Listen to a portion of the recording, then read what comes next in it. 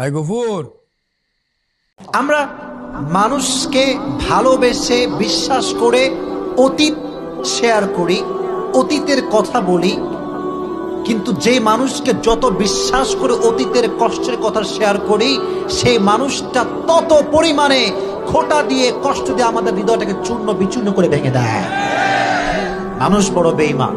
First, যদি আপনি কাউকে অতীত নিয়ে খোঁটা দেন, তার ভালো হওয়ার পর তাকে খোঁটা দেন, তাকে লাঞ্ছিত করেন, অপেক্ষা করেন আল্লাহ আপনাকে একদিন লাঞ্ছিত করে ছাড়বে। কোনো সন্দেহ আছে আপনাদের ভেতরে? আল্লাহ কাউরে ধরে না, ধরলে আল্লাহ ছাড়ে না। ব্যাপারটা কি জানেন? যে মানুষটা কাউকে বিশ্বাস করে অতীতের কথাটা শেয়ার করেছে, সে মানুষ হচ্ছে সৎ, আর যারে শেয়ার করছে সে হচ্ছে একটা গাদ্দার। এই মানুষটা কি করে জানেন? প্রথমে সব সুন্দর করে মিষ্টি ভাষায় বলো, তুমি না আমার বন্ধু, তুমি না আমার ভালোবাসা, তুমি না আমার বউ, বলো বলো বলো বলো বলো।